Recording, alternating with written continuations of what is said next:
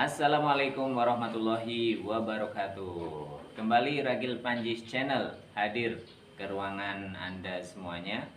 Dan untuk kesempatan kali ini kita akan berkunjung ke keluarga besar FGSNI, Forum Guru Sertifikasi Non In-Passing, yang alhamdulillah pada kesempatan ini dihadiri oleh Ketua Pusat FGSNI, beliau Bapak Agus Mukhtar dari Kebumen.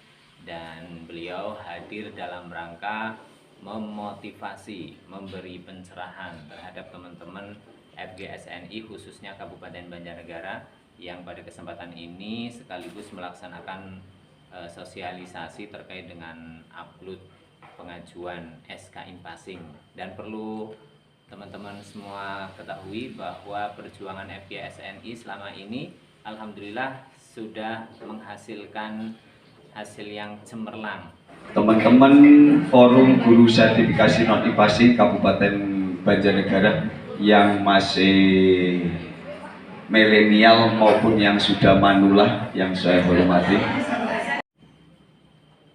Forum Guru Sertifikasi Non In-Passing khususnya untuk Kabupaten Banjarnegara mendapatkan poin penting karena selama ini teman-teman seperjuangan FGSNI khususnya dari Kabupaten Banjarnegara terlihat lebih solid dan aktif terkait mengawal SK In-Passing. Maka Banjarnegara adalah jantung saya. Tepuk tangan untuk kita semua. Tidak ada yang memungkiri karena alasan sejarah. Jadi sejarah itu penting itu. Kalau Mas Hasim yo antar kabupaten, pengurus kabupaten nyinyiran. Lah kalau saya sendiri nyinyiran dengan Ketua Umum PGIN Republik Indonesia dengan PGSI Republik Indonesia, dan itu dalam hal wajar. Artinya apa? Sekarang bukti harus kita ciptakan, tidak hanya berjuang terus tapi tanpa hasil. FGSI telah membuktikannya. Tepuk tangan untuk kita semuanya. Setelah semangatnya ibaratnya terpatahkan gitu ya, semangat perjuangan In-Passing karena kebijakan P3K yang seolah-olah mengenyampingkan SK In-Passing. Tapi kemudian Ketua FGSNI Pusat, beliau Bapak Agus Mukhtar, berputar otak mencari solusi, merangsek terus mencari celah bagaimana agar SK In-Passing bisa digolkan. Benteng terakhir ya pada saat itu saya bagaimana terus berpikir memutar otak supaya ini menjadi nyata. Saya percaya bahwa apa yang disampaikan oleh Dirjen Pendis terkait dengan prioritas program Kementerian Agama, satu tentang ketenaga kerjaan. Program Kementerian Agama Dirjen Pendis pada tahun 2022 adalah tentang ketenaga kerjaan. Yang kedua adalah tentang penerbitan SK In-Passing dan pembayarannya. Dan saya itu yakini akhirnya pada tahun 2023 awal bulan Januari saya harus berperang. Nah, dalam rangka mencari amunisi. Untuk apa? Untuk pergerakan FGSNI menjemput SK In-Passing 2023. Tepuk tangan untuk kita semuanya. Banjarnegara telah menurunkan 5 bis ke Jakarta, sementara kabupaten yang lain hanya menurunkan 1 mobil isinya 2 orang. Tepuk tangan untuk Banjarnegara. Di dalam list kabupaten Batang, Kabupaten Brebes, Kabupaten Kebumen, Kabupaten Sumeneb, Kabupaten Sukabumi, isinya 1 bis, isinya 35, isinya 50, isinya 30. Ketika realisasi pada saat itu isinya hanya mobil kecil, isinya 2 orang, paling banyak 4. Terus gimana pertanggungjawaban moral di list?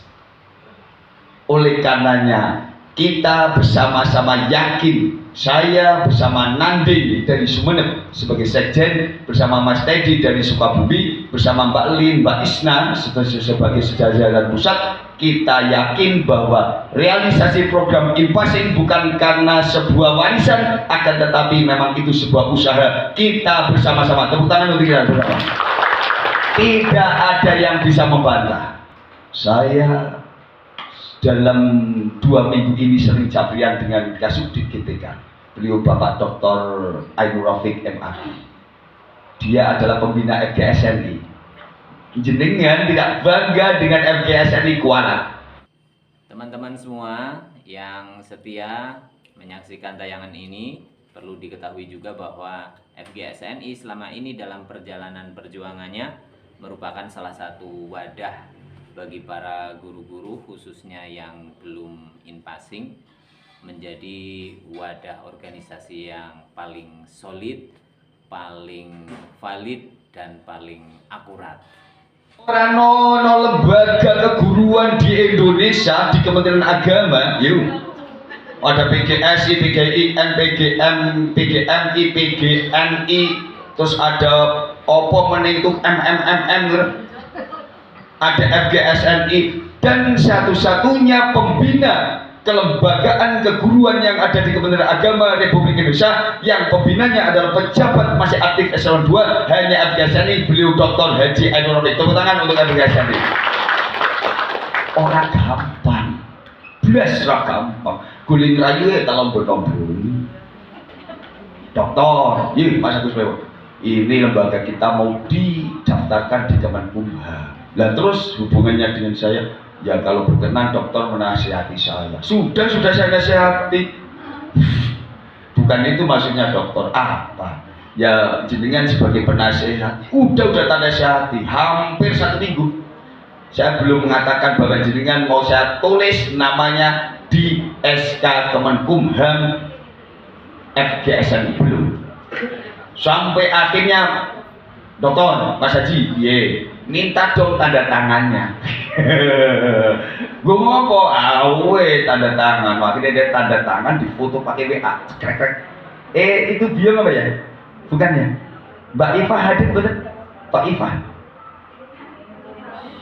Mbak Iva hadir betul? Oh belum nih.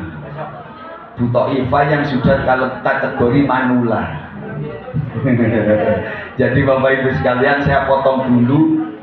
Saat ini 3 hari yang lalu di FGSNI ada namanya grup 55+. Anggotanya sudah hampir 700-an Mas Hasim. Lebih, dan nanti akan menjadi kira-kira 3.000-an.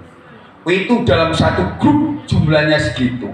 Dan mayoritas adalah opersek. Lebih daripada 50 tahun. Iya. Dan mohon maaf ya Allah, menghadapi grup 55, astagfirullahaladzim, rembong. Orang pahaman wayang HP jadul. Astagfirullahaladzim. Dokter, minggu depan kita mau Zoom meeting dengan teknik seluruh Indonesia. Jadi Pak Agus itu pembina tenaga kependidikan Kementerian Agama Republik Indonesia se-Indonesia.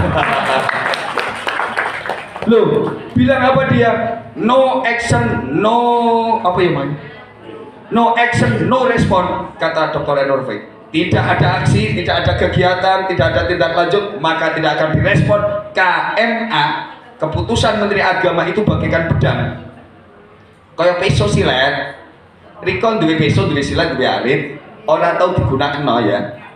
Ya tidak berguna. Begitu juga dengan KMA. KMA didiamkan ya sudah, tidak menghasilkan apa-apa. KMA mengatakan bahwa teknik tenaga kependidikan, sekolah TU, staf, karyawan, laborat, tukang jaga malam, satpam itu berhak mendapatkan insentif dari pemerintah. Dalam hal ini sesuai dengan menimbang dan lain sebagainya. Di dalam KMA ini ditandatangani oleh Menteri Agama. Wes benar. KMA-nya sudah ada. Nah, butuh apa KMA? Butuh jenis tenaga kependidikan itu cukup SMP. Untuk insentif dari pemerintah 250.000 per bulan akan kita usahakan untuk mendapatkan 500.000 per bulan. Amin Allahumma. Apa yang kemudian kita harapkan dari ini semuanya? Kita bersyukur regulasi telah berjalan. Wih, sing jenenge ketemu wong yang tanggal 28 ada yang menerima isu enggak? 28 Agustus ada yang menerima isu tidak? Ada. FGSNI mengklaim kegiatan kami demo, ya tak? Ada nggak dengar ya? Oh, berarti jadi kan gaptek. Gaptek. Ada.